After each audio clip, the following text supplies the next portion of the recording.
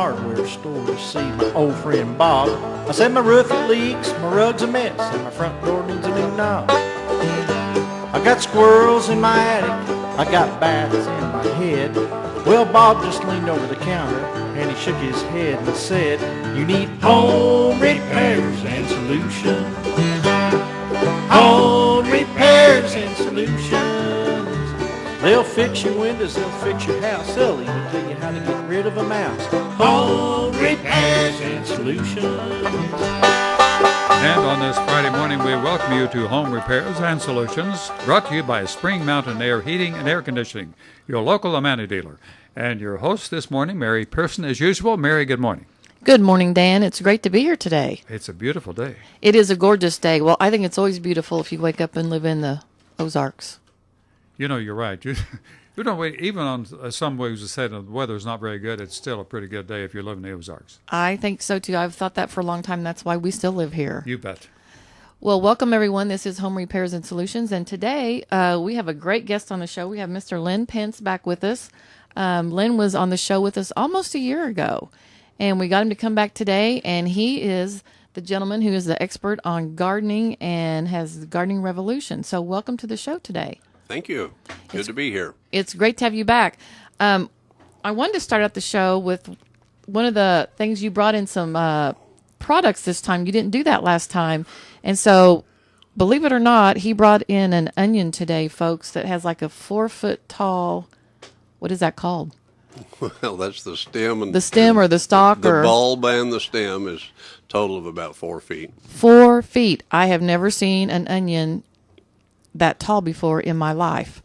And you were telling me that this onion is actually from Italy. Yes, it's called a tropea. Some people call it a torpedo because of its shape. It gets about 6 inches long on the bulb and about 1.5 inches in diameter. It's a prized onion for chefs all over the world. It's not a long-keeping onion, so we have a very narrow window that we can enjoy it each year, but it's prized for eating both fresh and cooked. And it looks to me like it resembles a purple onion. Well, it is considered a red onion. It's in the medium day range and does very, very well. We've got about 1,500 of that particular one out. Now, do you plant these every year or just periodically when you get them? Because you told me that these are actually, the plants are sent to you from Italy. Actually, well, no, they came through Texas. Oh, they came through Texas, okay. Yeah, and Dixondale Farms down there specializes in onions, and it's amazing the different varieties you can get. And you just need to pick one that's right for your area. And grown in my raised beds, they just do like everything else, get extremely big. And you said you'd had about 1,500 of these this year planted? Yes, I do. That's quite a few. Well, I'm growing them for Jim Ashford, who has Craven Pizza. He also has a very nice bistro in the back of that that serves Peruvian food and things. Mm-hmm. And he's the reason I came across this onion. He had a recipe that he wanted to, that called for that particular onion, and he couldn't find them anywhere. So I've never seen them in the stores. I've never even heard of them. No, you probably won't. It grows. It originated in Italy, and when they have a good crop over there, they send a lot of crates to the royal family in England. BBC picked up on it, was wondering why are they importing onions from Italy, and found out that this onion is one of the ingredients in Viagra. There you go, folks. Now you know where it came from. Well, now you know why it's got a 4-foot straight tall stem there. Okay. If anyone has a question for Len, if you want to talk about gardening, if you have any gardening questions for him, let me give out that number here real fast. You can reach us here at the studio on 862-9977 or 1-800-375-0056. Len is just a wealth of knowledge, so anything that you have that you are interested in, if you have planted a garden, if you haven't, if you want to, if you need to know what to plant or whatever, give us a call and he can answer your questions for you today. I was on your website. You have a great website, by the way. It's gardeningrevolution.com. And I was asking you earlier, before we came on the show, if there was anything new that you were putting in your garden this year. No, not really. It's sort of like, what were you raised on? You know, that's the thing you're going to be the most happy with. It's the food you were raised on. I mentioned the other day, you know, I ate a breakfast of fried squirrel and biscuits and gravy, and somebody said, "Ooh, I couldn't eat a squirrel." Well, they just weren't raised on them, you know. Sure. But the varieties, even tomatoes, you know, there's 3,500 varieties of tomatoes, and the reason there is because they all taste different, and so different people like different things. So if you were lucky enough to have been raised in a family that had a garden, if you happen to know that type of thing, you know, as far as the what particular variety of that thing was. For example, I love pole beans, Kentucky Wonder pole beans. Yeah, I know they got strings, but I prefer that flavor over any other bean because that's what I was raised on. And it'll be the same thing if in our beds we do raised bed, organic, weed-free gardening. So it's very easy to do. You don't even need a hoe, and you'll have the best tasting, most nutritious food you ever ate in your life, as you can see from the berries and things that I brought in this morning. Yes, the blackberries look absolutely beautiful. And these are tame bushes, I'm guessing. You planted the berries. Exactly, yeah. As a matter of fact, that's a thornless variety there. It makes it very easy picking. That's even better. I've got 7 different varieties of blackberries in my garden. Some of them are heavily thorned. Even the backs of the leaves are thorned. Oh, my. You stick your hand in there, but you can't get it out, you know. Do they all taste that much different? They are different. There's a little difference in all of them, just like the tomatoes and things, yeah. And green beans, I grow 3 varieties of bush beans for canning. Mm-hmm. But everything does well in our soil. I started this thing 20 years ago when I moved to Missouri. Found out just because you buy land here doesn't mean you get dirt with it. That's exactly right. And so I started the raised bed gardening, and now we're international. We have beds in Honduras, 3 places in the Philippines, South Africa, Israel, Zimbabwe. Missionaries have taken it all over the world, and we're all over the United States. That's great. So this concept can be used no matter where you live. Exactly. You can use the same concept, but what you kind of recommended to me was that people need to grow what they like to eat, number 1. And then number 2, you recommend if someone is just starting out gardening, that you grow vegetables first, get your vegetable garden going before you start adding your fruits. Yes, we can take a 4-foot by 16-foot. Now, if you can imagine, just 2 sheets of plywood laid end to end. That's how big the standard garden is.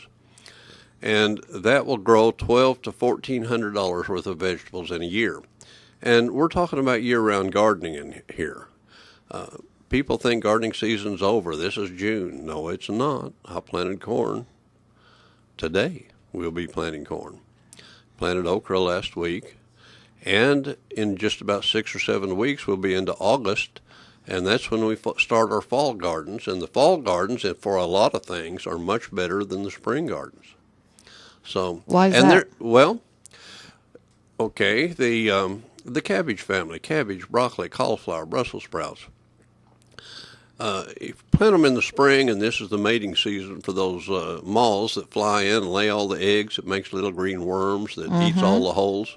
If you wait and put those things out in August, their mating season's over, so you don't have to fight them. Not only that, but these things will take some pretty good freezes, and when you get a real heavy frost, it sets the flavor in the cabbage family just terrific. It's better than your spring stuff, and you'll have broccoli the size of larger than dinner plates. My goodness. That is big. I love broccoli and cauliflower and all that kind of stuff. And so sometimes you can get it in the store and it's okay. And other times there's just no flavor to it. Well, the reason is that people aren't putting back the nutrients in the soil. A plant is like you and I. You could get by on bread, meat, and potatoes, but you wouldn't be nearly as healthy as if you had all the other stuff.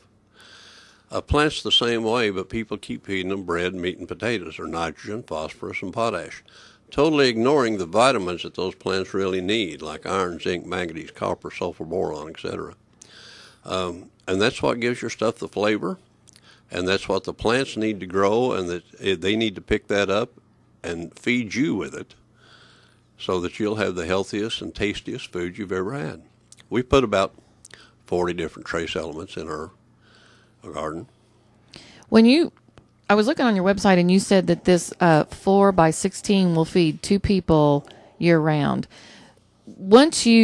Are all of your beds that size, or do you make yours bigger out at your farm? Are they all the same? Are they all that size? I have 4x16s. I have 4x8s. I have some 4-foot round ones, diameter, just single beds. I also have beds up to 52 feet long. Okay. But they're all pretty much 4 foot wide then, or? Yes, 4 foot wide because you never step in your bed, and that's about as wide as you can sit on the edge, and you're making them out of concrete blocks, convenient to sit on. They're two blocks high. And you can sit on the edge and reach over and work it without ever stepping in it. I see. Well, the stuff that you plant your vegetables and everything in, you've come up with a formula for for lack of a better word, the potting soil or whatever it is that you plant those in, and you manufacture your own. Is that correct? Yes, we don't use dirt, and we don't use manure. This way, we don't have any weeds, we don't have any E. coli or salmonella.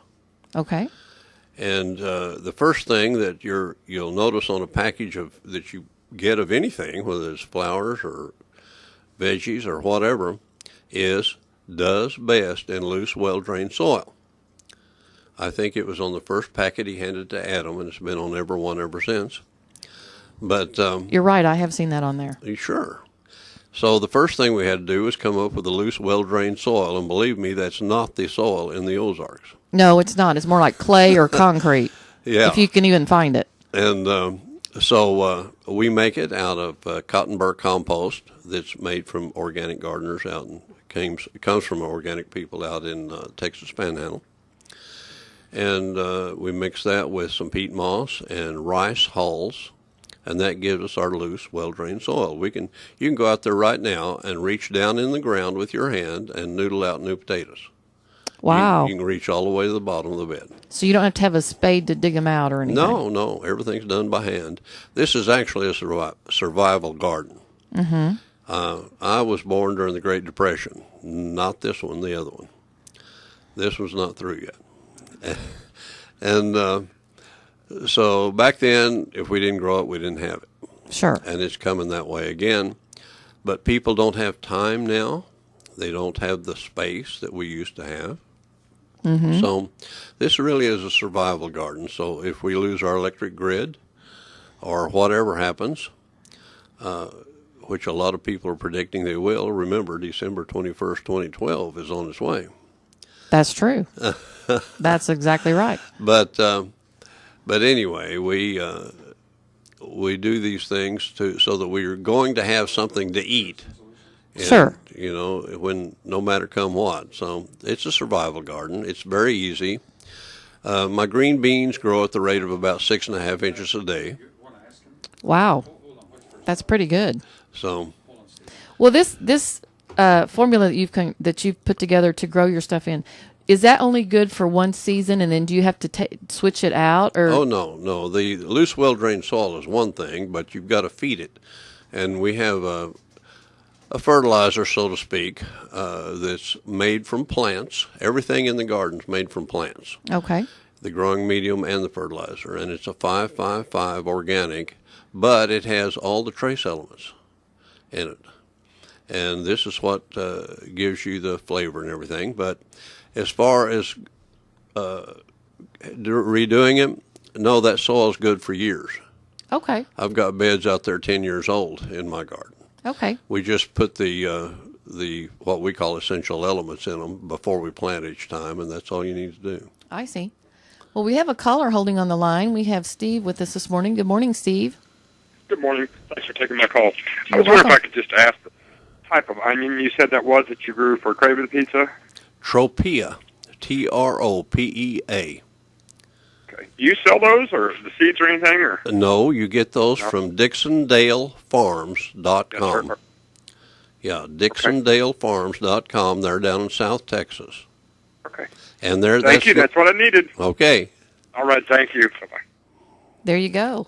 You've made a believer out of him. He wants some of those Most of the women are wanting them for their to husbands. I feed their guess. husbands. You know, people come out to. Put it on their cereal in the morning or something. Well, people come out to take classes. We hold classes every Saturday out there, and they bring their lunch. We brown bag it, and we have a bunch of tables set up under the trees. And the other day, I had a big group, and we were sitting out there eating. I said, now, if anyone wants one of those onions for their sandwich, go get it. None of the men would go, but the women all went. I'll bet they did. They all went. Well, it looks delicious actually, and red onions are one of my favorites. And it looks, I mean, it's just a pretty looking onion too. So there's no blemishes on it. It's not like it's, sometimes you go to the store and those onions are just beat all to pieces, I guess, from shipping or something, and they're just a mess. Well, it's about time for Jim out there at Craven Pizza to start serving them. So if you want to taste them, come on out. Is he gonna put them on his pizzas? Or Yeah, probably, and his Okay. salads, and his salads and stuff? and he's going to cook with them. Okay, so he's going to use them in all different And ways. yeah, he makes them in. He uses some. Will use some of them in his salad dressings. So he. There you go. You got him. There you go. All of you ladies out there, take your husbands to Craven's Pizza and order him something with a onion on it. There you go. Make everybody happy, I guess. Looking at your website here, I wanted to talk a little bit more about your classes. Now, how many, I would imagine you have a limited number of people you can put in a class because it's an interactive class. Yes, it is. You don't just sit on the sidelines, is that correct? No, they actually will build.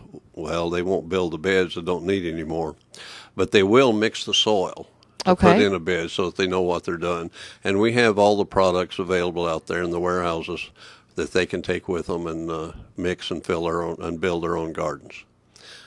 The class to do that, to learn how, is just one day. It starts at 9 and you're through by about 2:30. Okay.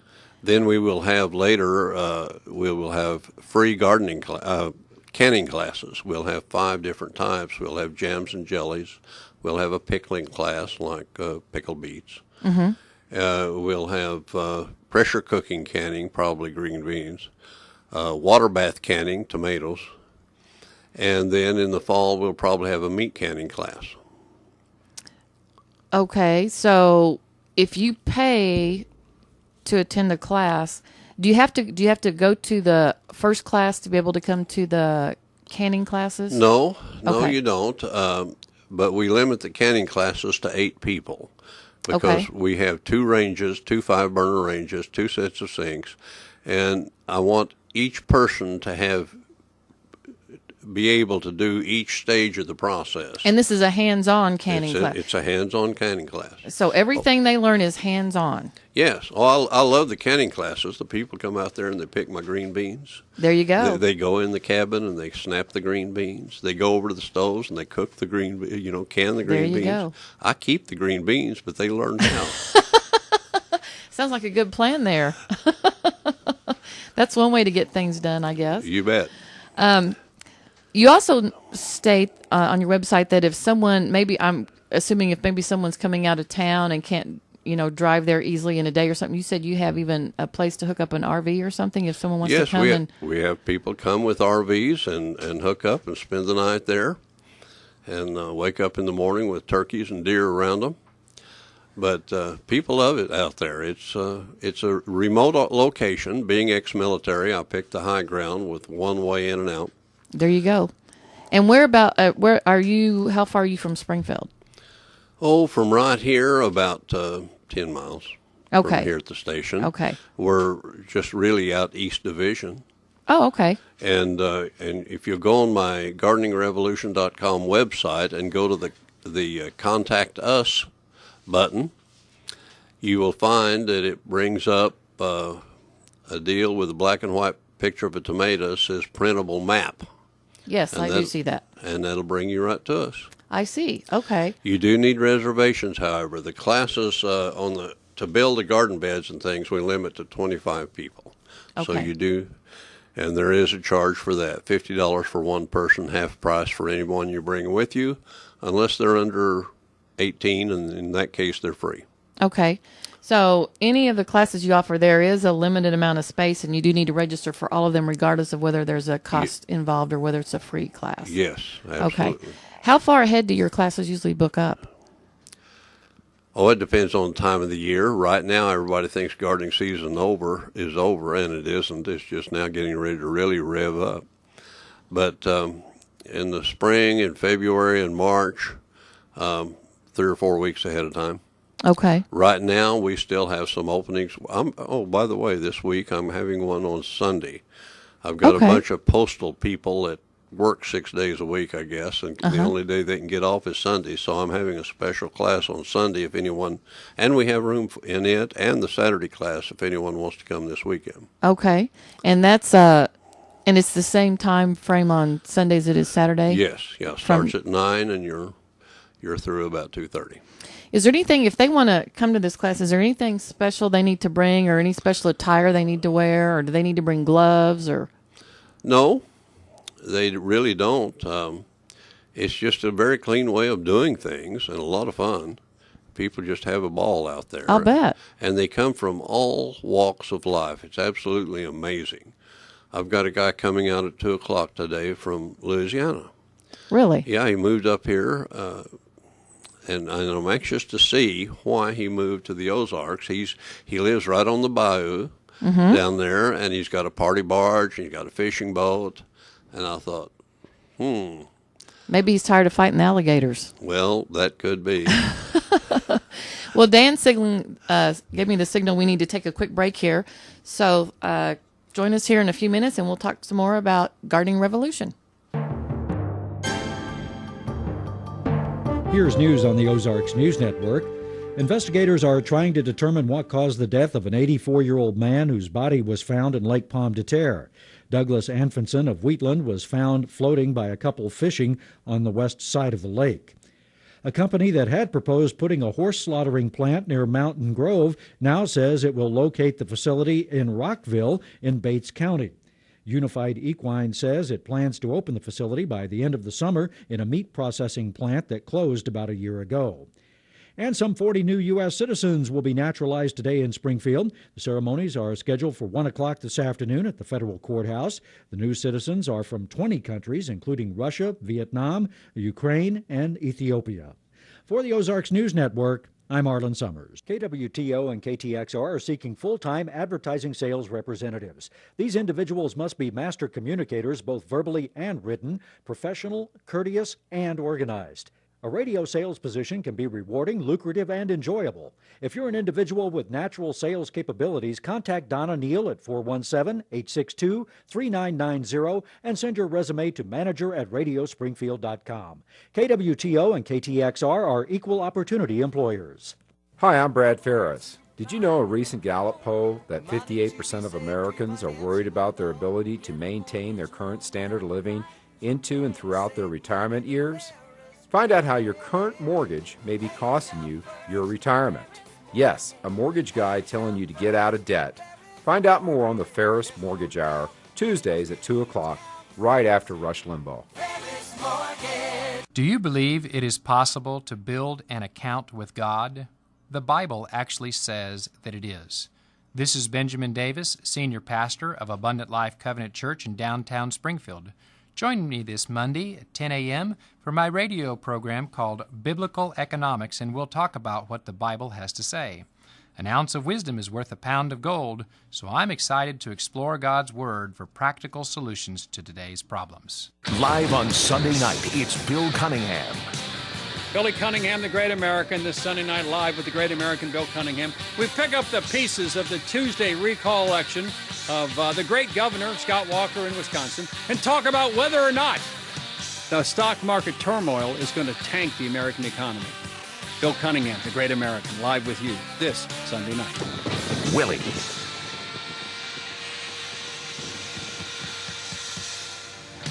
It will be mostly sunny and warmer as we wrap up the work week today, high of 83. Partly cloudy tonight, low 62. Humid as we start the weekend tomorrow with partly sunny skies. It will be warm again. High for tomorrow, 87. Low tomorrow night, 68. Partly sunny and humid as we head into Sunday, high of 90. There is a chance for a shower or thunderstorm. Otherwise, times of clouds and sun as you head back to work on Monday. Monday's high again near 90.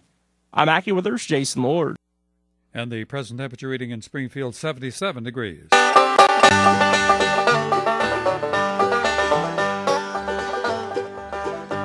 Well, I went down to the hardware store to see my old friend Bob. I said my roof it leaks, my rug's a mess, and my front door needs a new knob. I got squirrels in my attic, I got bats in my head. Well, Bob just leaned over the counter and he shook his head and said, "You need home repairs and solutions. Home repairs and solutions. They'll fix your windows, they'll fix your house, they'll even tell you how to get rid of a mouse.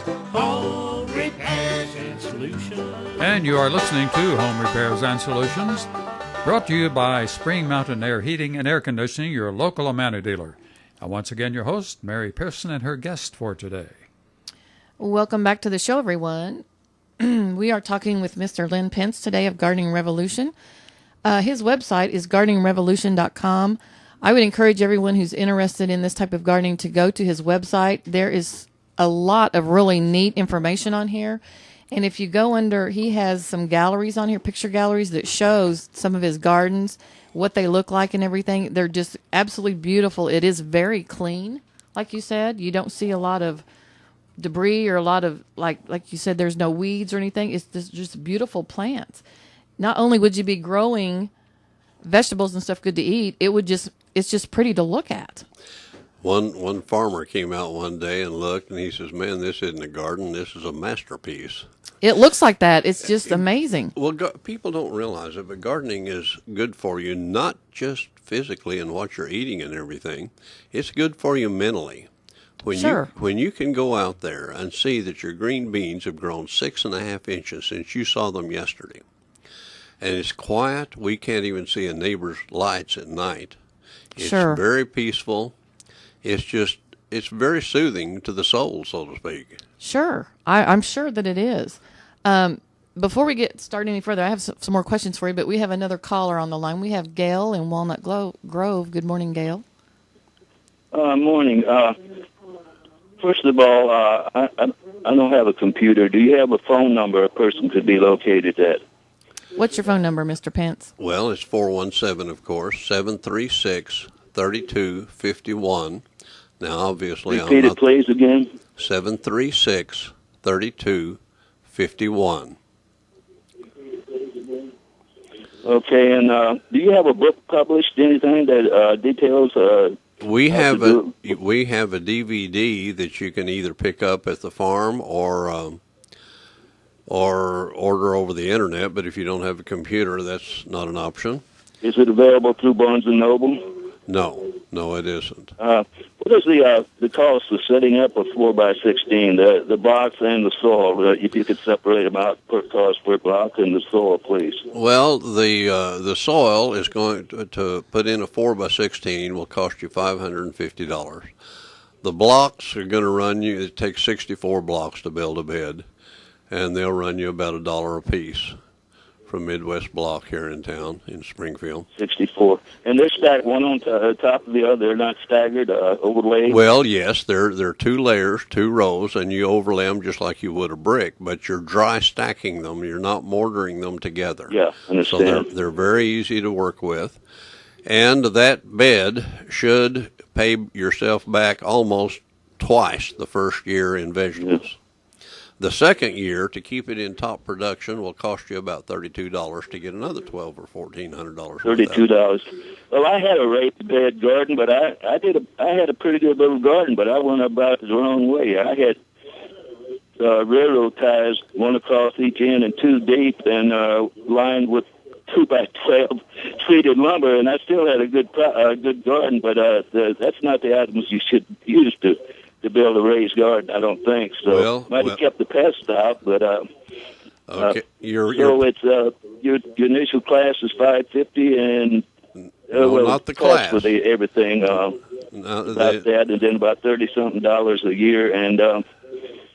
What's the weight on the soil and everything? How is it transported? How many pickup loads would a person have to go out and bring back? One pick. Well, it comes in bags, and it's all on a pallet, shrink wrap, ready to set on there. It weighs about 1,200 pounds. It concerns me that you're using railroad ties or treated wood. That's been 8, 10, 12 years ago. I'm no longer doing that. Yeah, railroad ties cause us. It leaches the material, of course, into the soil, and it causes cancer. But now some of the treated woods aren't as bad. They only contain arsenic. That's why they don't rot so fast. Again was 736-3251. Yes, I'll be there around 3 or 4 o'clock this afternoon. Well, I'll try to get a class scheduled here before long, and appreciate your information, sir. All right, thanks for calling. Thanks, Gail.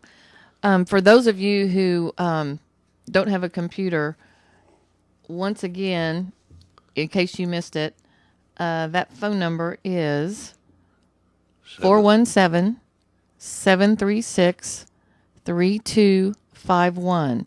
If you want to get more information about classes and you do have a computer, you can go on to gardeningrevolution.com. Under Contact Us, there is a Request More Information tab, and you can enter your name and address and phone number and that type of thing, submit it, and then I would imagine someone from out there would be getting back with them as to what's available and that type of thing for classes.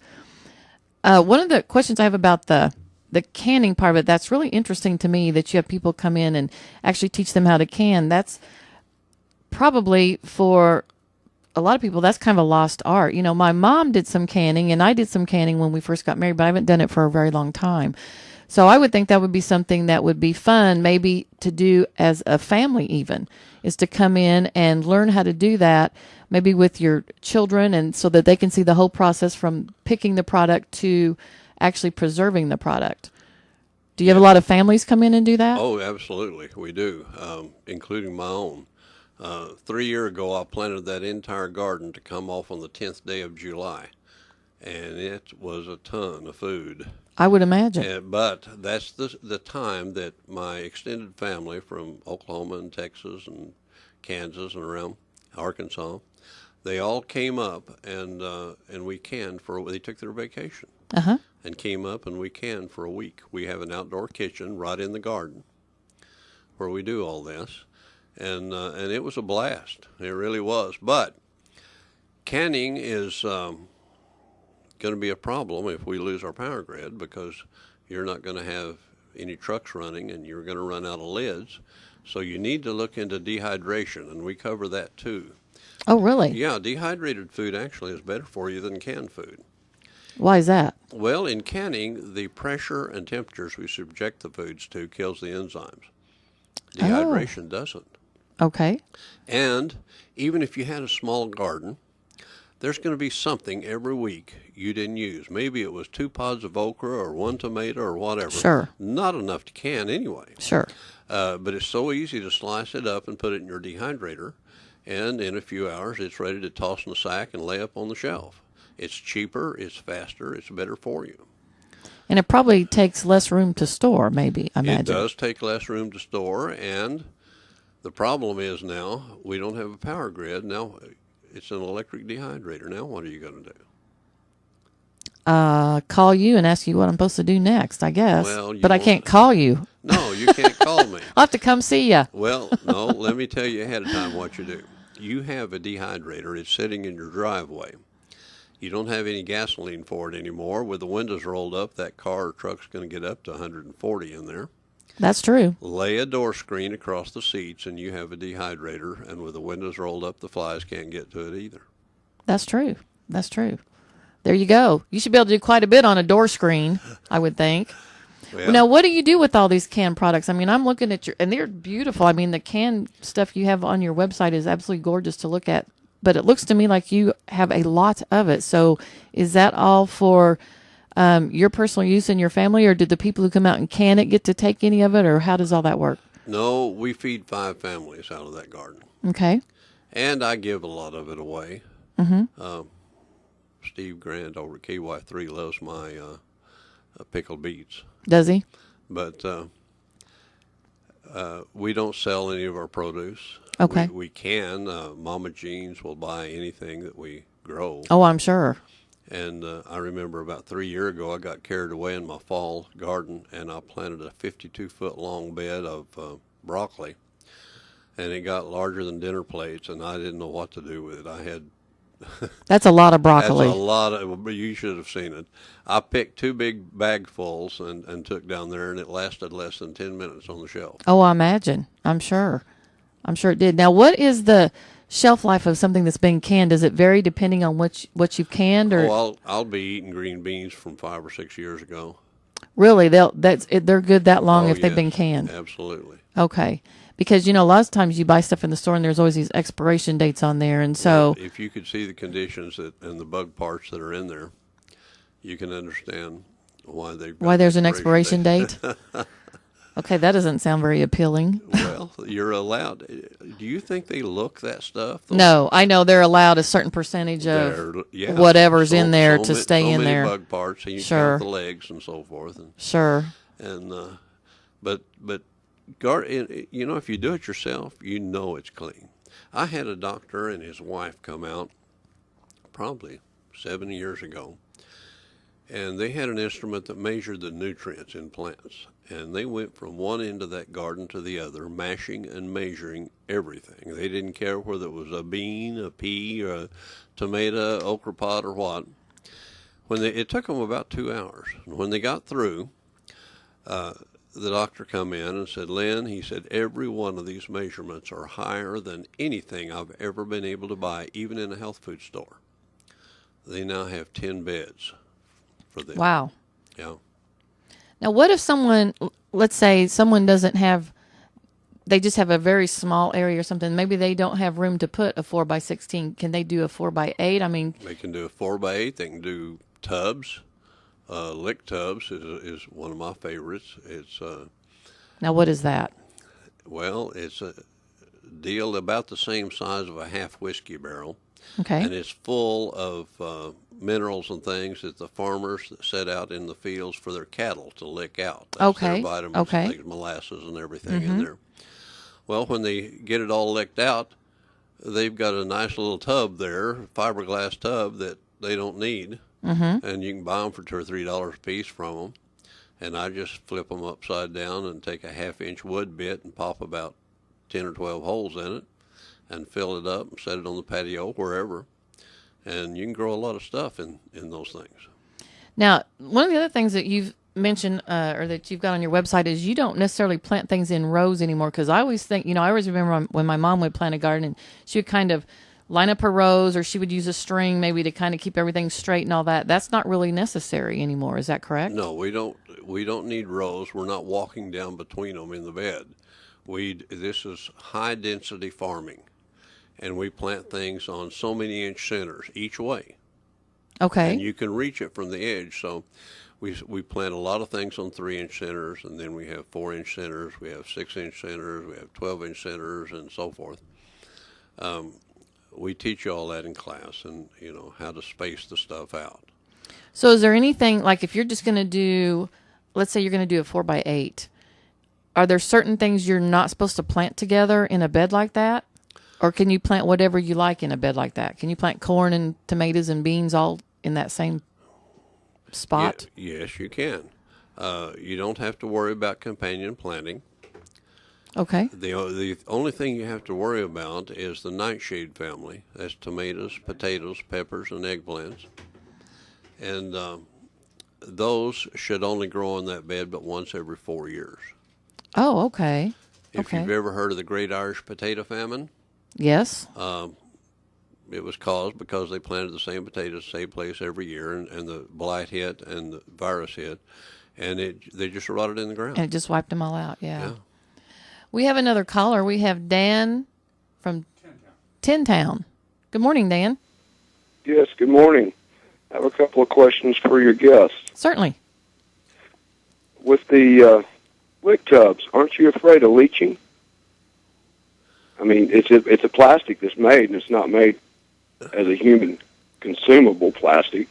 Well, don't eat the tub then. Well, we just said don't use railroad ties because of leaching. Well, yeah, because it contains creosote, and those plastic tubs don't. And but could the plastic tubs contain a chemical like the PVAs and plastics? Well, they shouldn't, but I wouldn't bet on them. We never know what the commercial market's going to do, especially if they have anything to do with Monsanto. Yeah. Okay. But as I'll tell you what, even if it did, it's better than the stuff you're buying in the store, because you sure don't know what you're getting there. That's somebody else's hands were on it before mine. That's true. and could you enlighten me exactly how is your system different than what Mother Earth News was teaching us to do in the 70s by reclaiming materials, amending your soil, reusing what you got, and increasing your crop output? Well, one thing is mine's a lot easier than doing all that, but they were right. And if you were doing it, that's great. But that takes up an awful lot of time, which today's world, people just don't have it. So I see. Yeah. No, like you said earlier, once you get started and get the ball rolling, it just kind of all falls into place, and it gets easier every year. And okay, Yep. Well, thanks for your answers. Bye. All right, Dan. Thank you. Thanks for your call, Dan.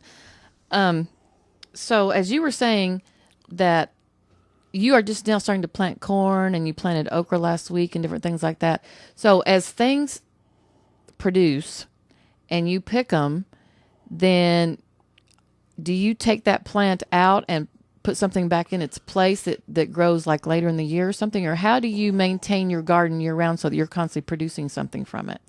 Well, it's like green beans, for example. Everybody seems to like green beans. And I can grow 3 crops of green beans in our growing season and still have the beds left for my winter garden. I can can, off of one bed, I can can 100 quarts of green beans. Wow. But yes, for example, snow peas, or let's just put them in a green pea category. We plant those early, like in March. Then when they come off and you've picked them, I pull the plants out and put those in the composter and replant with field peas like black eyes and purple hulls and crowders and things like that. And then when it gets close to, by the time they come off, I can plant lettuce and spinach and things like that that'll go right on through the winter. How do you preserve your lettuces and spinach and stuff like that? You don't preserve them. You just eat them as eat them as they grow. Okay, yeah. so there's really no way to can lettuce. No. Well, I didn't think you could can them, but I didn't know if there was any way to. I mean, that some things you just have to eat fresh as they're producing. Correct? Well, a lot of things we want to do that. There's nothing that'll beat the flavor coming out of your own garden. There really is, especially if you've used the right material to grow it with. Now, when you plant stuff, the stuff that you start from seeds, what is this deal that I hear now about heirloom seeds? That seems to be a big deal, and I'm not sure what's going on with that, or why is that different than maybe some seeds you'd go buy anywhere? Well, you can buy heirlooms anywhere, but there's 4 types of seeds. The first one's a GMO, genetically modified organism.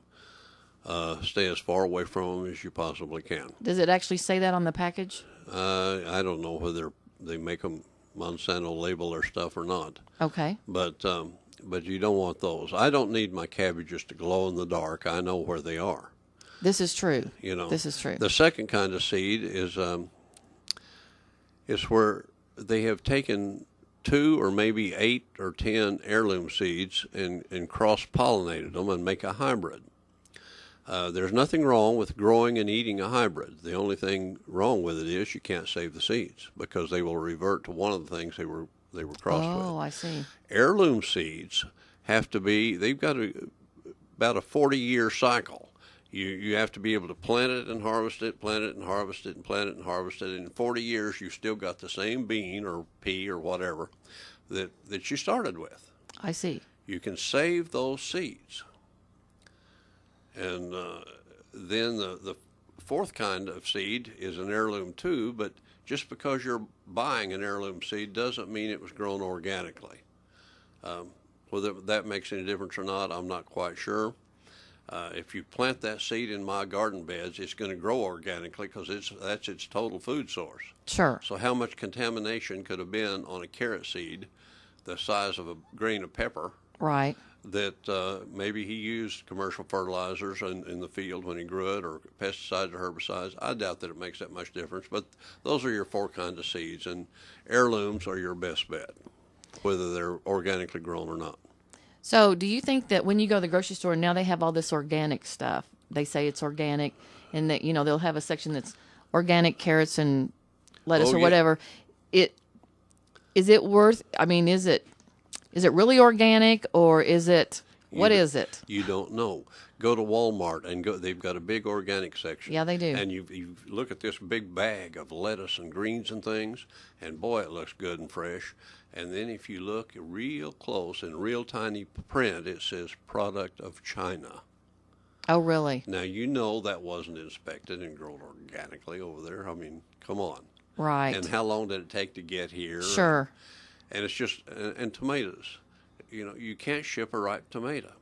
No. But a tomato says 80% of its taste and food value the last 5 days on the vine. Okay. So, well, we have 3 minutes left.